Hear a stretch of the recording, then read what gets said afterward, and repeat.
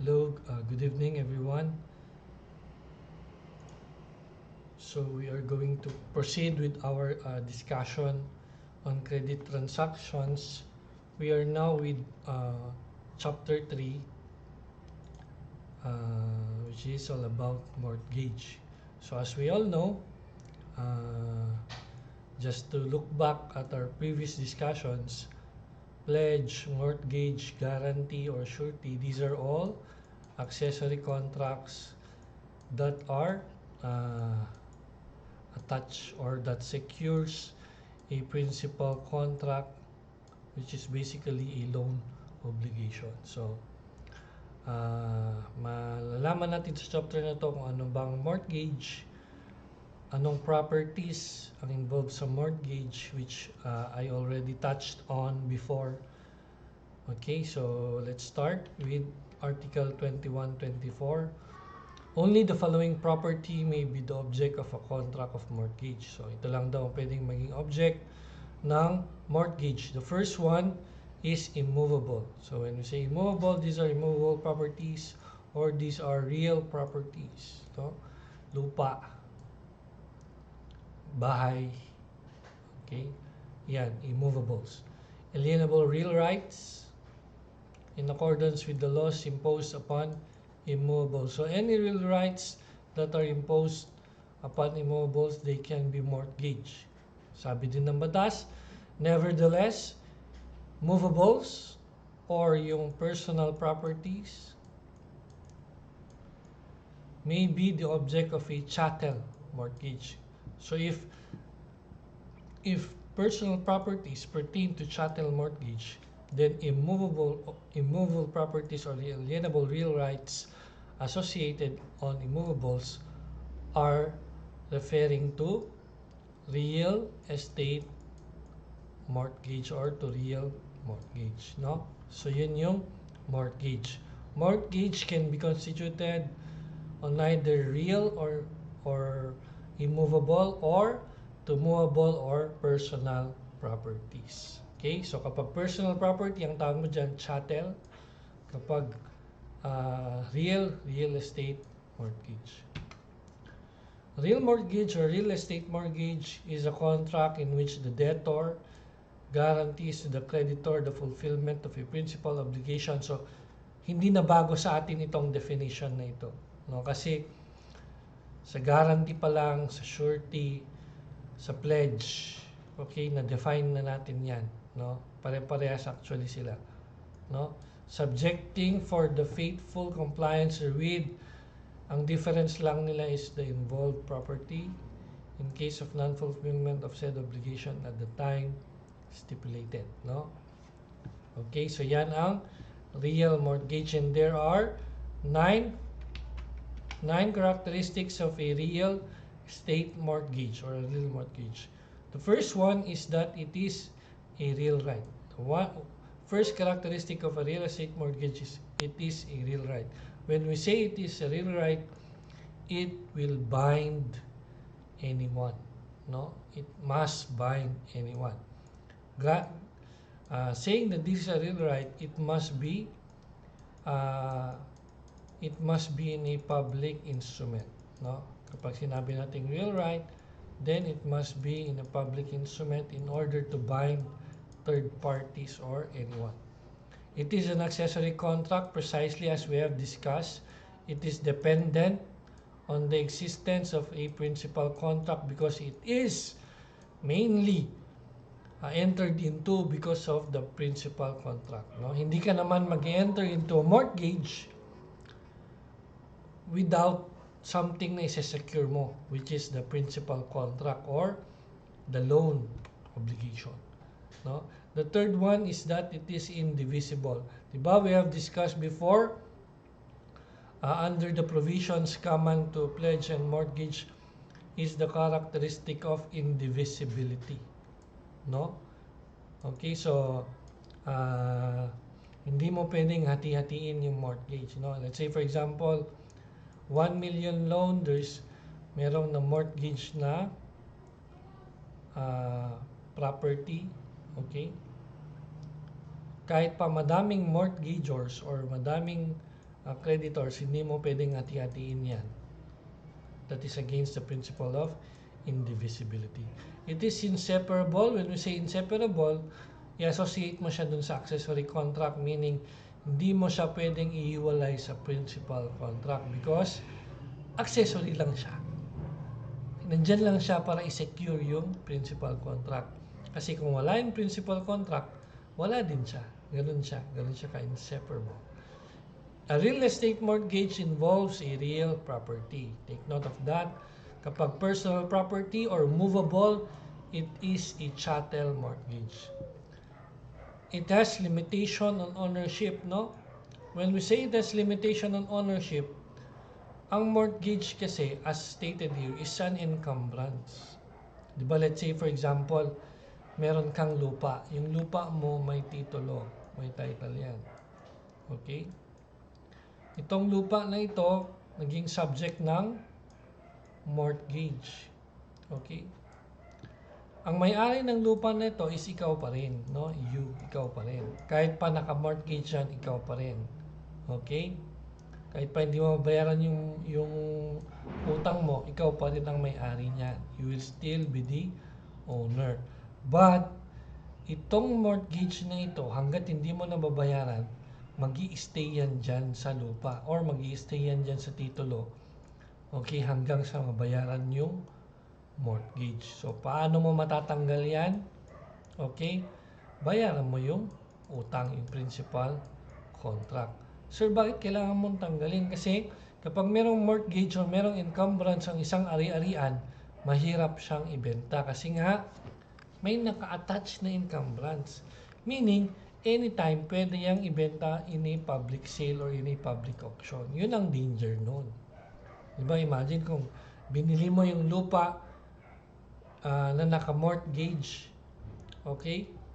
Of course, kung alam mo na naka-mortgage yan, aware ka na anytime pwede yang ma-foreclose, pwede yang ibenta in a public sale. Okay? It secures all kinds of obligation. Precisely, that is the purpose of mortgage. Property cannot be appropriated. Why? Okay? Una, mahirap siyang ibenta. And second, hindi siya pwedeng i-appropriate ni creditor sa kanyang sarili. Di ba? As a rule, same with pledge, no, property cannot be appropriated by the creditor to himself. No, hindi niya pwedeng angkinin yun. Okay? Creditor lang siya, sa kanya lang naka-mortgage yun. Ang pwede niya lang gawin, i-foreclose yun at ipabenta. Okay? Hindi yung siya ang mga makikinabang doon. Mortgage is a lien, no? It serves as a lien or as a claim by the creditor towards the debtor, since the property mortgage, okay, since the property is mortgage, okay, the fact that it is mortgage serves as a lien, a claim by the creditor, okay, over the property. Kahit pa hindi siya yung may-ari ng property, hindi niya pwedeng i-appropriate sa kanya, meron siyang lien, meron siyang claim dun sa property. Okay, so those are the 9 characteristics of a mortgage. No? Sa kinds naman, we have conventional. When we say conventional, this is when it is voluntarily entered to between two parties, si creditor, tsaka si debtor, or si mortgagee, tsaka si mortgagor. No? You have the legal, which arises not by the agreement of both parties but by operation of law, no, by operation of law. And we have the third one, the equitable mortgage, which we have already discussed under sales, no? Kapag ang isang bagay ay nabenta, it is sold on a pacto de retro basis, no? And it has all the 8, I believe that is 8 or 7 or 6 na circumstances of equitable mortgage. Equitable mortgage siya, no? When the seller retains possession as a lessee, di ba? Ano pa ba yan? Madami yan, no? So, lahat yan, equitable mortgage siya. So, those are 3 kinds of mortgage. Article 2125, in addition to the requisites stated in Article 2085, it is indispensable in order that a mortgage may be validly constituted that the document in which it appears be recorded in the registry of property. Okay? We're talking about formalities here. Ito naman, Article 2125, it talks about mortgage as a real contract or a real right, no? Because it binds anyone. How can it bind anyone? It will bind anyone if first, it is recorded in a public instrument, and second, if it is recorded in the registry of property. So, dapat ma-record siya. Why? Kasi itong recording na to serves as a notice to the whole world that this certain property is mortgage. No, yun. Kaya nandun. Kaya later on, kapag merong kayong title and mortgage nyo yan, makikita nyo mismo yung mortgage or yung encumbrance sa likod nung title. Doon mo makikita or malalaman na the title is mortgage. Meron siyang encumbrance. Warning na sa'yo yan or red flag na sa'yo yan kung buyer ka man na, oops, itong property na to is naka-mortgage, baka anytime pwede itong ma-foreclose. Okay? If the instrument naman is not recorded in the registry of property, the mortgage is nevertheless binding between the parties. Of course, ang contract naman is binding between parties. So, okay, party 1, party 2, binding yan. Okay? But if you want to bind the whole world or anyone, you need to record it in the registry of property. Okay?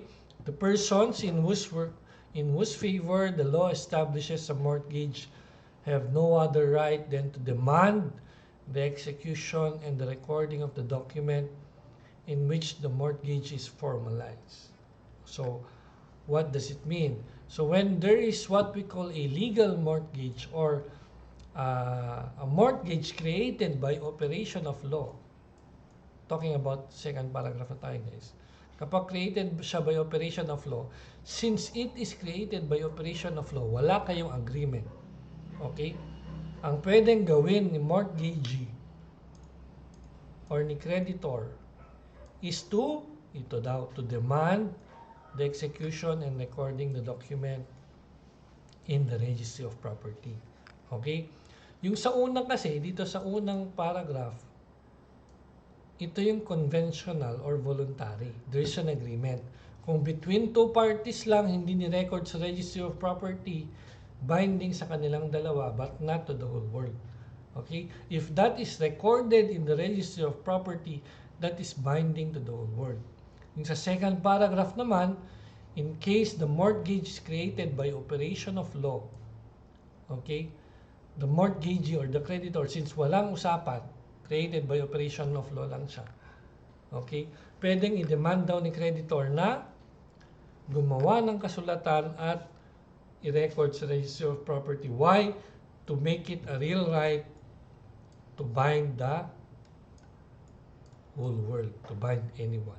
Okay? So that is Article 2125.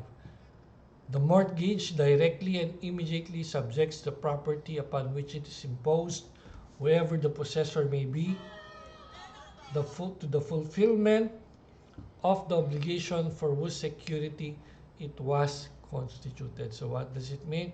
It means now that the mortgage is a real right. So in connection with Article 2126, no? Yung 2125, real right in the sense that it binds anyone. Ito naman, it is a real right kasi it directly and immediately subjects the property upon which it is imposed, wherever the possessor may be, to the fulfillment of the obligation for whose security it was constituted. So from the time na na-execute mo yung mortgage, immediately subject siya for subject na siya for mortgage, no? Kapag na-execute mo yan. The buyer of mortgage property is only liable to the extent of the property itself, except if there is an assumption of personal liability. So, take note, if you own a property, let's say for example, lupa, at yan ay naka-mortgage, gaya ng sabi ko sa inyo kanina, ikaw na may-ari niyan, pwede mo yang ibenta sa ibang tao. So, pag binenta mo yan kay buyer, of course, ownership will transfer to the buyer. Pero meron pa rin yung mortgage dyan. Okay. Ngayon, si buyer, kung gusto niyang mawala yan, kasi kapag naka-mortgage, guys, di ba, pwede siyang ma-foreclose anytime, pwede siyang mabenta anytime in a public sale. No? Kung gusto mong mawala yan, pwede mong bayaran yung utang. Pero ano lang yung pwedeng bayaran ni buyer? Ang sabi dito, the buyer mortgage property shall only be liable to the extent of the property itself. So meaning, si buyer, ang babayaran niya lang is yung value ng property which is in the subject of the sale. Kung magkano siya binenta, yun, dun lang siya. Okay? So pag nabigay niya na yan kay seller, yun na yung share niya. Okay? Hindi niya i-carry itong liability. Unless, dito sa sale, merong nakalagay na assumption of personal liability. Okay? Meaning, babayaran niya pati yung original obligation, yung principal contract. Okay? So, dun lang niya babayaran yan. The mortgage extends to the natural accessions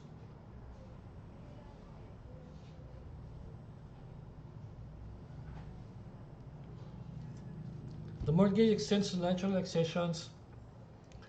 the improvements, growing fruits, rents, or income not yet received when the obligation becomes due. Okay? And to the amount of the indemnity granted or owing to the proprietor from the insurers of the property mortgage or in virtue of expropriation for public use with the declarations, amplifications, and limitations established by law, whether the estate remains in the possession of the mortgagor or passes into the hands of the third person. So from the moment the obligation becomes due, okay, yung mortgage, sakop niya hindi lang yung property, pati yung kung anong pwedeng, let's say for example, lupa yan, kung anong pwedeng tumubo dyan, natural accessions, kung anong pwedeng madagdag, kung nadagdagan ng lupa, okay, or may tumubo ng mga crops na trees, okay, kasama yun dun sa na mortgage. Okay, so improvements, growing fruits, pati yung rents or income if property yung na mortgage, kasama yun sa na mortgage. It extends to the accessions, no? So hindi lang sa natural accessions, sa improvements din, man-made, growing fruits, rents or income received. Okay, kahit pa yung property na yan ay nasa kamay na ng third person like a buyer. Okay? Article 21-28, the mortgage credit may be alienated or assigned to a third person in whole or in part with the formalities requirement by law. Ito, balikan niyo yung topic natin under assignment of credits. No? Pwede daw, kung ikaw ay mortgagee, pwede mong i-transfer yung credit mo. Okay, yun yung sinasabi niya dyan, no? Which is usually still the creditor. Okay, pwede i-transfer to a third person in whole or in part, no? Sabi ko nga, parang binebenta mo rin yung credit, no? So, pwede mo siyang i-transfer. The creditor may claim from a third person in possession of the mortgage property the payment of the part of the credit secured by the property which said third person possesses in the terms and formalities which the law establishes. Kasi basically ang mortgage is merong sinesecure na obligation. Kung magkano yung sinesecure, yun ang pwedeng i-claim ni creditor from a third person in possession of the mortgage property. So kung naka-buyer na yun, pwede niyang singilin yung amount ng property to the extent of the property itself lang. Creditor can go against any possessor of property after demand and failure of debtor to pay. So, there must be first a demand. No? Bago ka mag-file ng case, kailangan meron mo ng demand. Okay? Yun yung sinasabi ng second paragraph. Stipulation forbidding the owner from alienating the immovable mortgage shall be void. Okay? So, kung meron sa agreement ninyo sa mortgage contract, nakalagay doon si debtor or si mortgagor, hindi niya pwedeng ibenta yung na mortgage na property. Is that agreement valid? That is void. Okay? Kasi that is contrary to public policy. Kasi ang mortgage naman, it does not transfer ownership, no? Ikaw pa rin ang may-ari niyan. Pwede mong gawin ang gusto mong gawin dyan. Pwede mong ibenta yan actually. Okay? Article 2131, the form, the extent, and consequences of a mortgage, both as to its constitution, modification, and extinguishment, and as to the matters included in this chapter, shall be governed by the provisions of the mortgage law and the land registration law. So the form, extent, and consequences, lahat ng relating to the mortgage shall be covered daw by this civil code, by the mortgage law and the land registration law. So, ano yung important terms na kailangan natin malaman? We have the tipo or the upset price. What is that? A tipo or the upset price is a stipulation providing for a tipo or upset price at which the property will be sold at foreclosure proceedings is null and void. No? Kasi dapat sa foreclosure proceedings, dapat yung highest bidder ang magpe-prevail. So, hindi pwede na merong tipo or upset price na nakaset. No? It contradicts the Rule 68 of the Rules of Court, which provides that property mortgage should be sold. Diba? Sabi ko, sa highest bidder. Meron ding insurance. Mortgagor and mortgagee have both insurable interest in the property, therefore they may insure the same. Meaning, ano yun? Si mortgagor, siya yung may-ari, siya yung owner, siya si debtor. Okay? Pwede niyang ipa-insure yan. Kung sasakyan yan, chattel mortgage, kung lupa yan, kung property yan, pwede niyang ipa-insure yan. Walang problema kasi siya yung may-ari. Si mortgagee, siya yung creditor, okay? Pwede ba niyang ipa-insure? Pwede rin, no? Why? Kasi meron siyang lien, yung sabi natin kanina. Meron siyang lien, meron siyang insurable interest dun sa mortgage. Okay? Kahit hindi siya may-ari ng property. Equity of redemption is the right of the mortgagor to redeem the mortgage property after his default in the performance of the condition of the mortgage but before the sale of the mortgage property. Under the rules of court, mortgagor may exercise his equity of redemption at any time before the judicial sale is confirmed. So, when we say equity of redemption, you must redeem the property as a mortgagor, as a debtor. You must redeem it before the judicial sale is confirmed by the court. So, even though meron ng sale pero it's not yet confirmed by the court, pwede mo pa siyang i-redeem. Okay? Pero once that meron ng sale at kinonfirm siya kaagad ni court, hindi mo na siya pwedeng i-redeem as a mortgagor. No? Why? Bakit merong equity of redemption? Precisely kasi property mo yan. Ginawa mo lang siyang security. Okay, hindi mo naman talaga intention na ibenta yan. Ginawa mo lang yan as security kasi gusto mo makahiram ng a certain amount of money. Okay, so you have the chance to redeem that.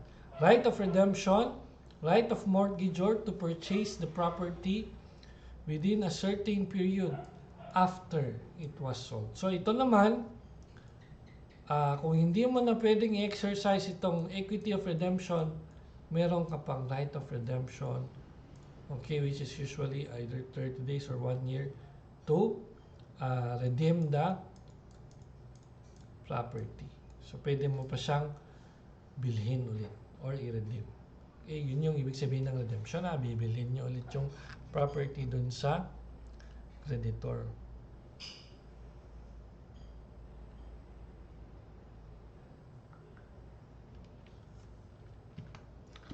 Okay, let's proceed to chapter 4, Antichresis. So that is your mortgage. Okay, so mabilis na lang tayo guys. Okay, we'll finish this one. Yung chattel mortgage is maikli lang. Antichresis naman, by the contract of antichresis, the creditor acquires the right. So ano na-acquire ni creditor? The right to receive the fruits of an immovable. So, take note, sa antichresis, immovable lang. Okay? Sa pledge, movable lang or personal property. Sa mortgage, pwedeng immovable or real property.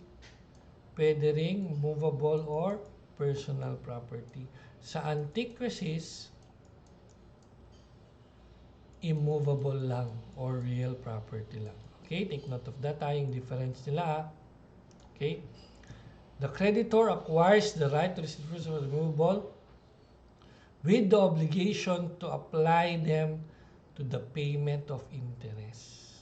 Meaning, you have the rights to the fruits, pero i-apply mo yan sa interest ng utang. Take note, accessory contract pa rin to. Kapag accessory contract, merong principal contract or principal obligation. So kung ang inutang mo is 1 million at let's say for example may interest yan na let's say for example 100,000, okay, yung fruits daw i-apply mo siya dun sa interest. Meaning kapag sinabi mong i-apply mo siya sa interest, yun ang una mong babayaran. So interest ang una mong babayaran, pagkatapos ng interest is si principal. Okay, so ganun si antichresis, no? Yung fruits, hindi kapag ganito under this scenario, since you are the one receiving the fruits, okay, nasa iyo ang possession. Okay, kasi ikaw nagre-receive ng fruits, malamang ikaw magpapatakbo niyan, ikaw nasa iyo ang possession. Unlike sa mortgage na wala sa iyo ang possession, as a creditor wala sa iyo ang possession. Okay, yun ang difference niya. Sa antichresis, nasa iyo ang possession. Okay? Kasi i-apply mo yung fruits sa interest. Kung anong sobra, i-apply mo sa principal hanggang sa mabayaran yung obligation. Under antichresis, there are two characteristics. The first one is a real right, of course, as it may bound everyone. Okay, and it is a formal contract, meron siyang formality. Actually, dapat merong stipulation na ganito, na yung fruits i-apply mo sa interest. The actual market value of the fruits at the time of the application thereof to the interest and principal shall be the measure of the application. So kung yung fruits na yan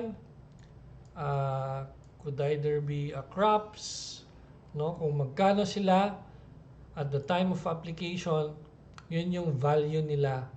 Yun yung value nila na ibabawas mo sa interest tsaka sa principal. Take note, lagi mong iuna ang interest, sunod ang principal. The amount of the principal and of the interest shall be specified in writing. So take note of this. Dapat daw nakasulat kung magkano yung interest at magkano yung principal. So kung 100k yan, dapat nakasulat yan. Okay? Meaning, kung nakasulat yan, dapat nakasulat din sa contract ninyo na the fruit shall be applied first to the interest, then any excess will be applied to the principal. Okay? So, dapat daw nakasulat. Otherwise, there is no contract of Antichresis. That is a void contract. Okay? Ganun lang yung Antichresis. The creditor, unless there is a stipulation to the contrary, is obliged to pay the taxes and charges upon the estate. Attorney, bakit siya magbayad ng taxes and charges? Why? Because he has the possession. Di ba sabi ko kanina? Bakit ko nasabi na he has the possession? Wala naman tayong nabasa na law, attorney. Kasi ang nakasabi doon, he shall be the one to receive the fruits and to apply the same to the interest and the principal. No, by saying this, we are indicating that he is the one in possession of the property, and since he is the one benefiting from the fruits, di ba? Siya yung nakikinabang, siya nakaka-receive ng fruits. So, dapat siya din ang mag-pay ng taxes and charges kasi siya lang gumagamit ng real property. Yan yung difference ni Antichresis kay mortgage. Okay?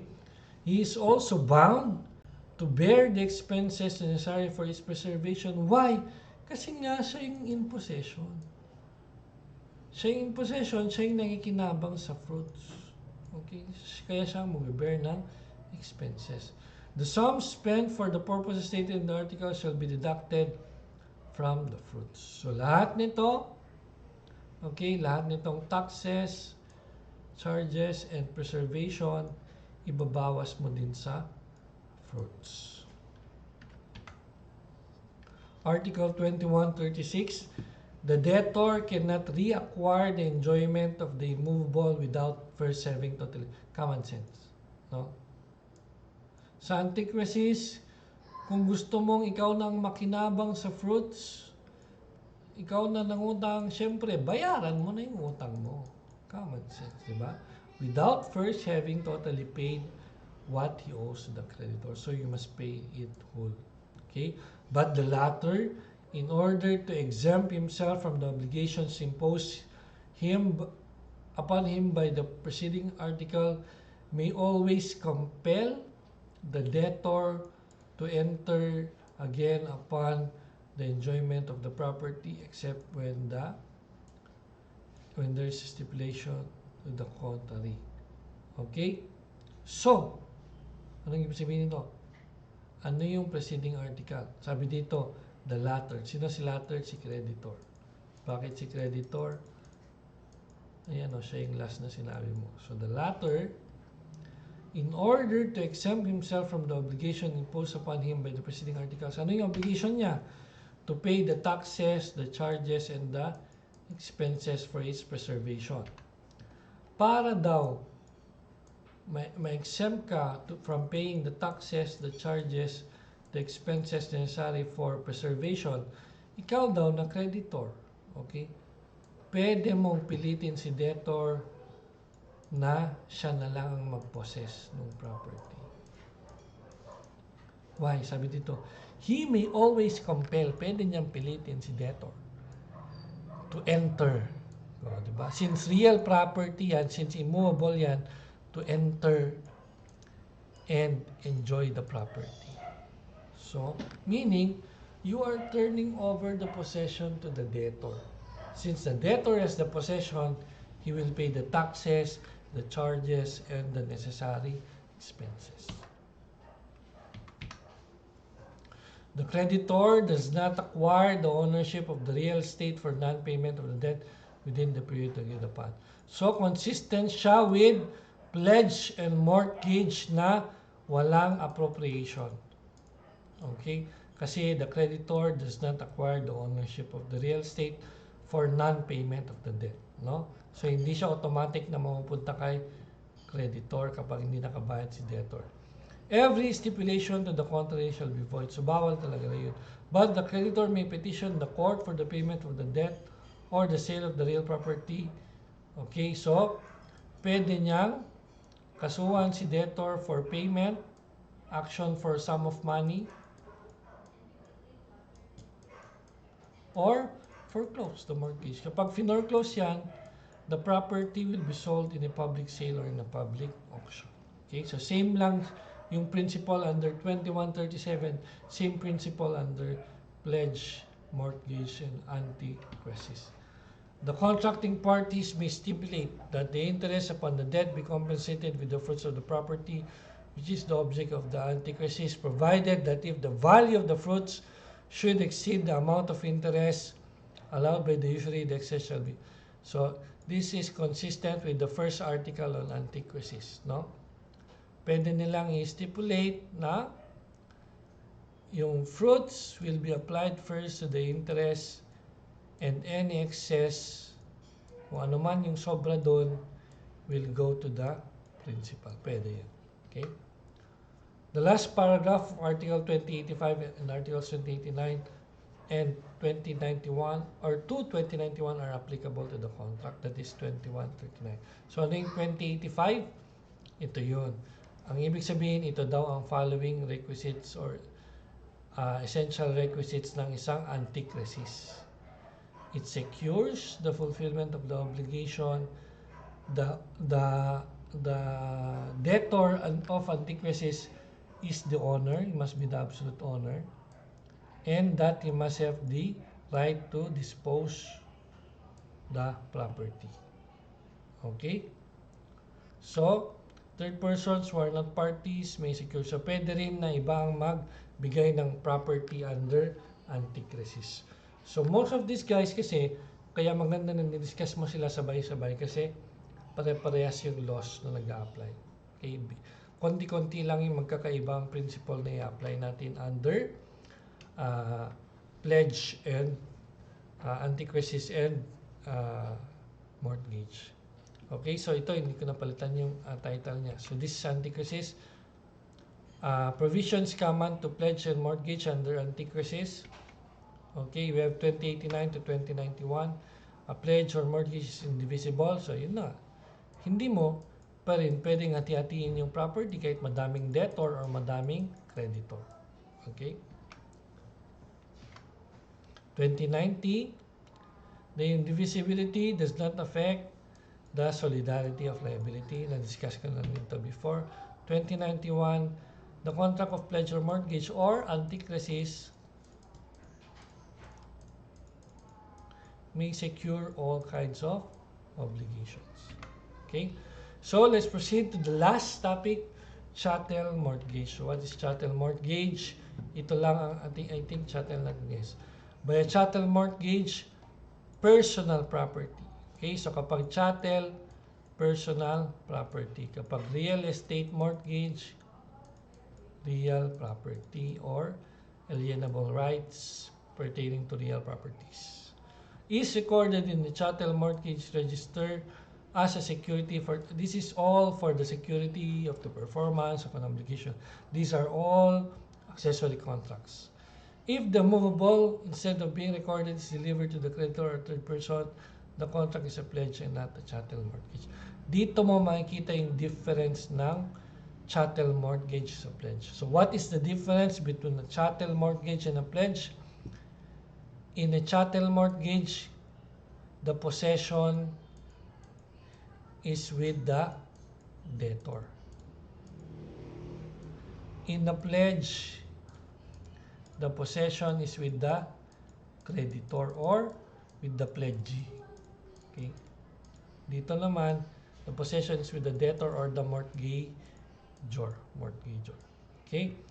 The provisions of this code on pledge, so all provisions pertaining to pledge, as long as they are not consistent with the chattel mortgage law, shall be applicable to chattel mortgage. Kasi parehas lang sila ng chattel mortgage. Ang difference lang nila is possession. Nakanino yung possession? In a chattel mortgage, ang possession na kay mortgagor, na kay debtor. In a pledge, ang possession na kay creditor, pledgee. Okay? So that is that ends our topic for credit transactions. So all in all, we've discussed loan, mutuum, and comodatum. Okay? We have discussed guarantee. We also have discussed surety. We have discussed mortgage, pledge, and antichresis, and also chattel mortgage. So that ends our credit transaction, and next meeting we will start with the intellectual property code. Thank you.